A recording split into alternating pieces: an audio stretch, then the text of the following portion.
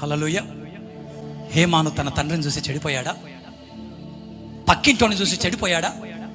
ఎవడో తాగుతున్నాడని తాగాడా? ఎవడో పాడైపోయాడని పాడేయాడా? ఎవడో అమ్మాయిని లేపుకుపోయాడని వీడు కూడా లవ్ అఫైర్ తో జీవితాన్ని నాశనం చేసుకున్నాడా? నో. ఎవరినో చూసి నీ జీవితాన్ని నాశనం చేసుకోవద్దు. నీకు దేవుడు అద్భుతమైన జీవితాన్ని ఇచ్చాడు. దేవుడు అద్భుతమైన జీవితాన్ని ఇచ్చాడు.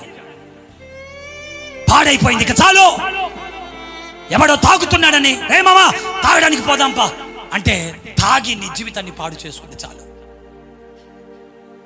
ఆ అమ్మాయిని చూసి ఆ అబ్బాయిని చూసి నీ నేత్రాశతో నీ కన్నెత్వాన్ని పోగొట్టుకుంది చాలు.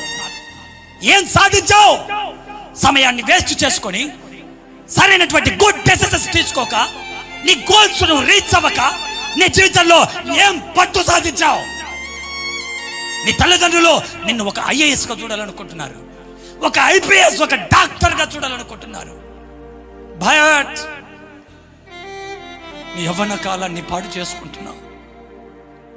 ఎవరినో చూసి నీ జీవితాన్ని నాశనం చేసుకుంటున్నావు. నా కుమారుడా, పాపులు నిన్ను ప్రేరేపింపగా ఒప్పకయ్యా, ఒప్పకు. ఎవరినో చూసి నీ జీవితాన్ని నువ్వు పాడు చేసుకోవద్దు. దేవుడు నీకు మంచి జీవితాన్ని ఇచ్చాడు. దేవుడు నీకు మంచి బంగారు భవిష్యత్తుని ఇచ్చాడు.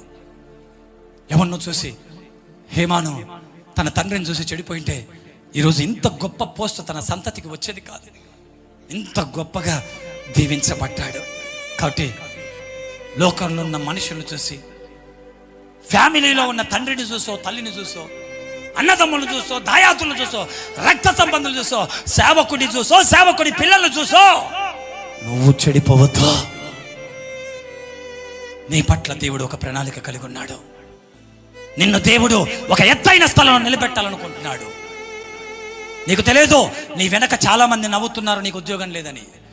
నీకు తెలియదు నీ తల్లిదండ్రులే నువ్వు భారమయ్యామని ఏడుస్తున్నారు. ఎంతో మంది నిన్ను చీపుగా చూస్తున్నారు. చీప్, CHEEP, దాన్ని కొట్టేసి CHIEF, చీప్ అయిపో. నిన్ను చీప్గా పెట్టాలని కాదు దేవుడు, నిన్ను చీప్గా మార్చాలని దేవుని గాడ్స్ ప్లాన్. నువ్వు చీప్ కాదు. ఈరోజు నీకు డబ్బు లేదని నేను చీప్గా చూడొచ్చు. ఈరోజు చదువు లేదని నేను చీప్గా చూస్తారు. ఈరోజు అందం లేదని, జ్ఞానం లేదని, నీ ఇంటి వారికి బరువైపోయావని ఈరోజు నేను చీప్గా చూస్తారు. దేవుడి దగ్గరికి రా. నీ యవ్వన శరీరాన్ని, నీ యవ్వన జీవితాన్ని ఆయన పాదాల దగ్గర వేసేయ్. వేయ్. చూడు, నిన్ను సింహాసనం మీద కూర్చోబెట్టకపోతే ఈ బలిపీఠం దిగేస్తా నేను. యేసేపును కూర్చోబెట్టాడు, గొర్రెలు కాసే దావీదును కూర్చోబెట్టాడు. జస్ట్ నువ్వు నీ శరీరాన్ని దేవునికి ఇచ్చి సజీవ యాగంగా నిన్ను నీవు దేవునికి సమర్పించుకొని నీ యవ్వన శరీరాన్ని, నీ యవ్వన జీవితాన్ని ప్రభుకిచ్చి చూడ. తాగుబోతులకి ఇస్తే చెడగొడతారయ్యా. పనికి మానవునికి ఇస్తే నీ కన్యత్వాన్ని పోగొడతారమ్మా. నీ యవ్వనం బంగారు భవిష్యత్తమ్మా ఇది. ఈ యవ్వన జీవితాన్ని డోంట్ వేస్ట్. నీ యవ్వన జీవితాన్ని ఎవ్వరికి పోతుంది యేసయ్య దగ్గర పెట్టు. ఎవరికి ఇచ్చిన నేను అవసరానికి వాడుకొని వదిలేస్తారు. నీ అందాన్ని చూసి, నీ జ్ఞానాన్ని చూసి, నీ ఒంట్లో ఉన్న బలాన్ని చూసి అందరూ వాడుకొని వదిలేస్తారు. అదే దేవునికి ఇచ్చావనుకో, క్రీస్తు నందు నువ్వు ప్రయాసపడ్డావనుకో, నీవు సజీవ యాగంగా నీ యవ్వన శరీరాన్ని, నీ అవయవములను నీతి సాధనాలుగా దేవునికి అప్పగిస్తే నిన్ను దేవుడు ఖచ్చితంగా ఎత్తైన స్థలంలో పెడతాడు. నిన్ను తలగానే పెడతాడు కానీ తోకగా పెట్టడు. నిన్ను పైవాడిగానే పెడతాడు కానీ కిందివాడిగా పెట్టడు. అనేక జనములకు అప్పిస్తావే కానీ అప్పు చెయ్యనివ్వడు. ఎప్పుడు? నీ జీవితాన్ని దేవునికి పణంగా పెట్టినప్పుడు. 25 ఏళ్ల వయసులో తన తండ్రి కళ్ళ ముందరే చెడిపోతుంటే, స్నేహితులందరూ ఒకవైపు తిడుతుంటే, అలాంటి టైంలో ఒక మంచి నిర్ణయం తీసుకున్నాడు హేమాను. మా నాన్న చెడిపోయాడని నేను చెడిపోకూడదు, మా అమ్మ చెడిపోయిందని నేను చెడిపోకూడదు, నా స్నేహితులు చెడిపోయారని నేను చెడిపోకూడదు, నేను ఒక మనిషిగా మారాలి అని ఎప్పుడైతే నీ డిసిషన్ మారుతుందో అది చూసిన దేవుడు ఖచ్చితంగా దావీదును లేపినట్టు నిన్ను లేపుతాడు. బానిసగా ఉన్న యేసేపును లేపినట్టు నిన్ను లేపుతాడు. ఆమేన్. అందుకే ఎవరిని చూసి నడుచుకుందాం? హల్లెలూయా.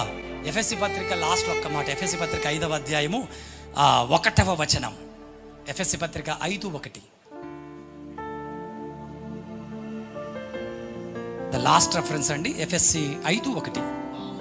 కావున మీరు ప్రియులైన పిల్లల వలె దేవుణ్ణి పోలి నడుచుకునుడే. మన ఇన్స్పిరేషన్ ఎవరు? దేవుడు. హల్లెలూయా, హల్లెలూయా. ఎవరిని పోలి నడుచుకోవాలి మనం? అమ్మ చెప్పాలి, యవనస్తులు చెప్పాలి, ఎవరిని పోలి నడుచుకోవాలి? ఆ దేవుణ్ణి పోలి. ఎవరిని ఫాలో కాకూడదు. మనమంతా జీసస్ క్రైస్ట్ ఫాలోవర్స్. హల్లెలూయా. ఎవడైనను నన్ను వెంబడింపగోరినలా వాడు తాను ఉపేక్షించుకొని తన సిలువెత్తుకొని నన్ను వెంబడించాలి. వాడే నా ఫాలోవర్.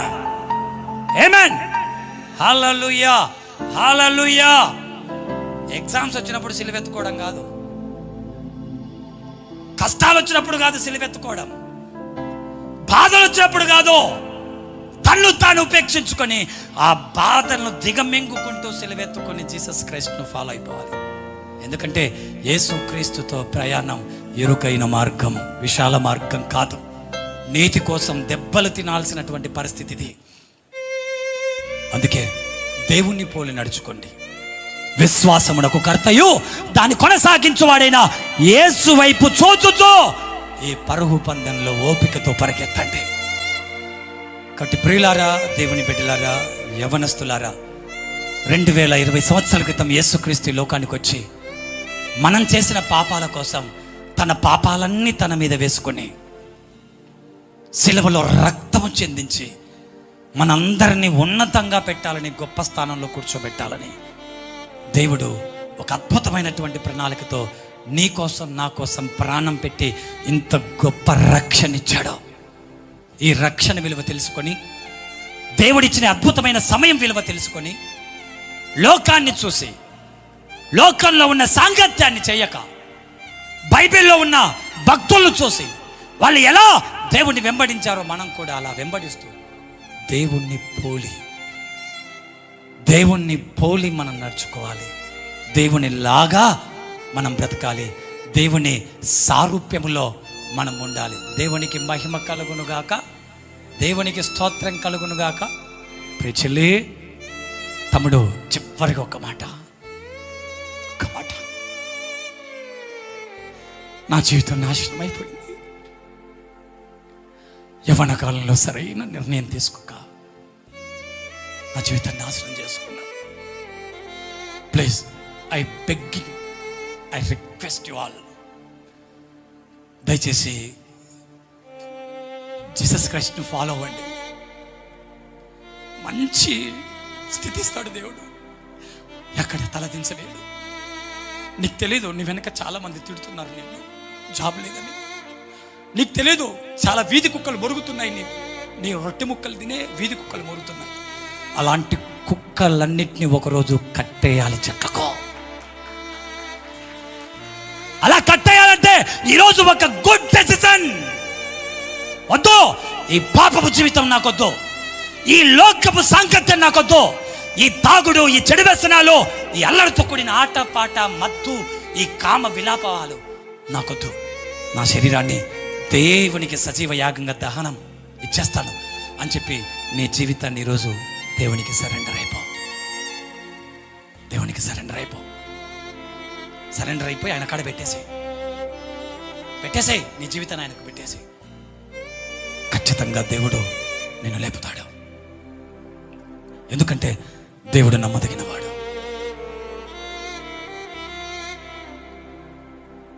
దేవుడు గొప్పవాడు.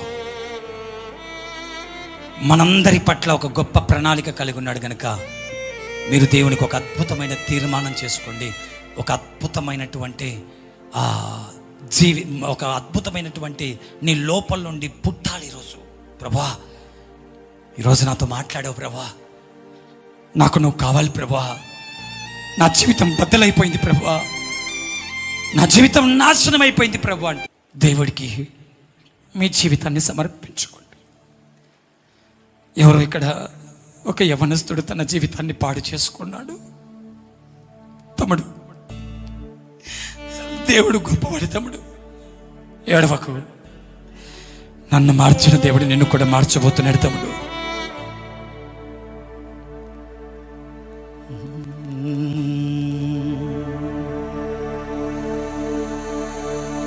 మార్పు చెందవా, నీవు మార్పు చెందవా, నీ బ్రతుకును మార్చుకోవా, నీ మనసును మార్చుకోవా.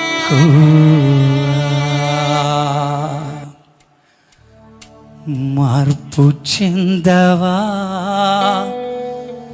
నీవు మార్పు చెందవా,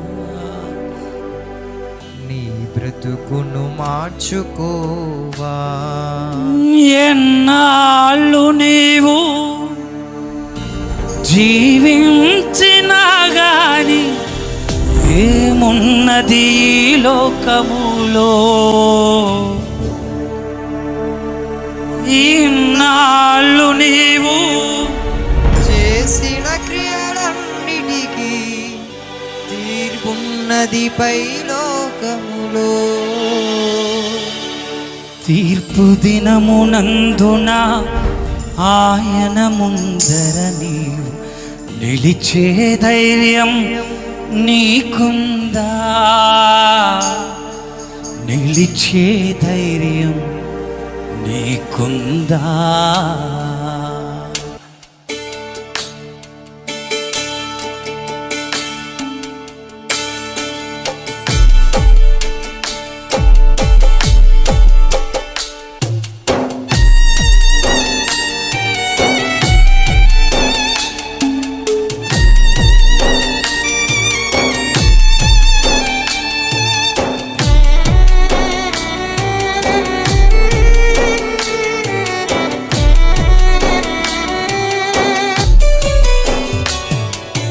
మార్పు చెందవా, నీవు మార్పు చెందవా, నీ బ్రతుకును మార్చుకోవా. మార్పు చెందవా, నీవు మార్పు చెందవా, నీ మనసును మార్చుకోవా. అనుకూల సమయం ఇది ఏనని ఎరిగి మారు మనసును పొందవా. అనుకూల సమయం ఇది ఏనెరిగి మారు మనసును పొందవా. మార్పు చెందవా, నీవు మార్పు చెందవా, యవనుడా నీ బ్రతుకును మారాలి. మార్చుకోవా. ఎన్నాళ్ళు ఇంకా మారకుండా అలాగే శాప కింద నీరులాగా రహస్య పాపాల్లో బంధించబడతావు. దేవుడు తన అగ్ని బాణాలతో ఈ హృదయం అనే భూమిని తుల్లుతున్నాడు.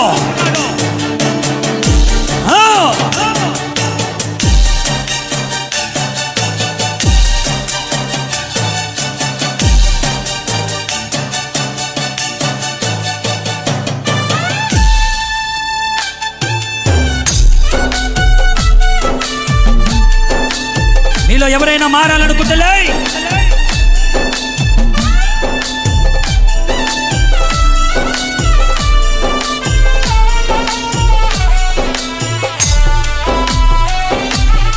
ఎన్నాళ్ళు నీవు జీవించినా గాని ఏమున్నది ఈ లోకములో,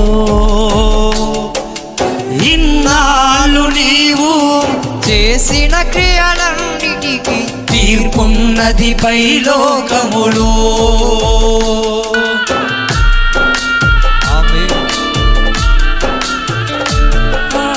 ఎన్నాళ్ళు నీవు జీవించినా గాని ఏమున్నది ఈ లోకములో, ఇన్నాళ్ళు నీవు చేసిన క్రియలన్నిటికీ తీర్పున్నది పైలోకములో. తీర్పు దినమునందున ఆయన ముందర నీవు నిలిచే ధైర్యం నీకుందా? తీర్పు దినమునందున ఆయన ముందర నీవు నిలిచే ధైర్యం నీకుందా? నిలిచే ధైర్యం నీకుందా? మార్పు చెందవా నీవు, మార్పు చెందవా, నీ మనసును మార్చుకోవా. మార్పు చెందవా నీవు, మార్పు చెందవా. దయచేసి అందరం ఒక్కసారి లేచి మార్చుకో. అందరం లేచి నిలబడదాం, పాడదాం. అందరం లేచి నిలబడి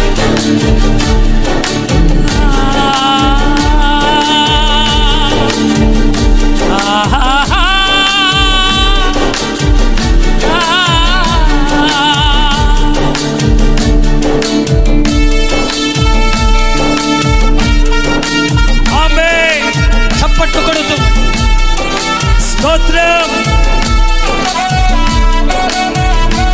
దిగంబరిగానే వచ్చాం,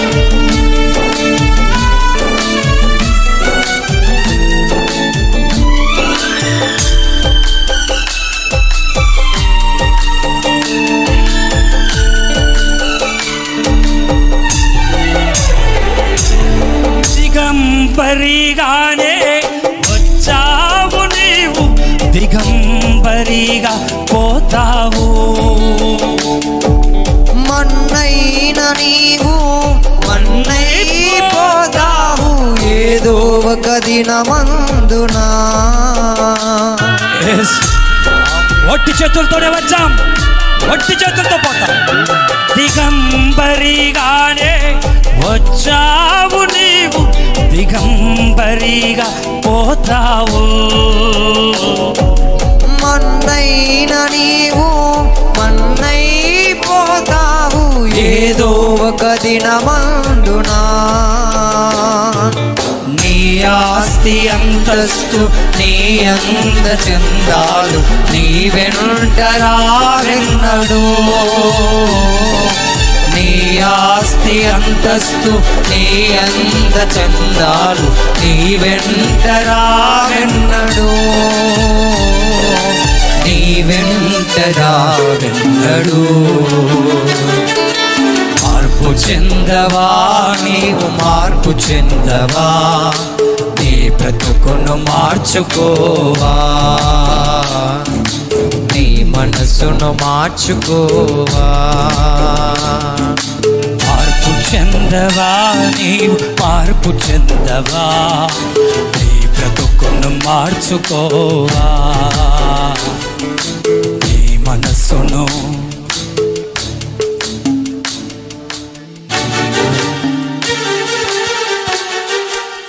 మనసును మార్చుకో. ఎన్నాళ్ళు నీవు జీవించినా గాని ఏమున్నది లోకము. ఇన్నాళ్ళు నీవు చేసిన క్రియలన్నిటికీ తీర్పున్నది పైలోకములో. తీర్పు దినమునందున ఆయన ముందర నీవు నిలిచే ధైర్యం నీకుందా. తీర్పు దినమునందున ఆయన ముందర నీవు నిలిచే ధైర్యం నీకుందా. నీకుందా. మార్పు చెందవా. మారు తమ్ముడు, నీవు మార్పు ఈరోజు నుంచి నీ జీవితాన్ని ఏసైకి అప్పగించుకో. నీ ఎగ్జామ్స్ లో నీకు మంచి మెరిట్ దేవుడు ఇవ్వబోతున్నాడు. నీకు మంచి స్థాయిని దేవుడు ఇవ్వబోతున్నాడు. హేమాను సంతతిని దేవుడు ఆశీర్వదించిన ఆ దేవుడే ఈరోజు నువ్వు నీ తాతలు మొక్కుతున్న దేవుడు, నీ ఇంటి దేవుడు. నీ రెండు చేతులు పైకెత్తి, నీ రెండు చేతులు పైకెత్తి ప్రార్థించు. నేను ప్రార్థన చేస్తున్నాను. మా మంచి కాపరి మహాపరిశుద్ధుడైన మా తండ్రి నీ పాదాల కొందనాలు. చక్కటి సందేశాన్ని ప్రజల హృదయాల్లో ఇచ్చారు ప్రభువా. నా ప్రయాస వ్యర్థం కాదు కదా, ఒక్క యవ్వనుడైనా కదిలించబడాలయ్యా, ఒక్క యవ్వన బిడ్డైనా మారాలయ్యా. ఈరోజు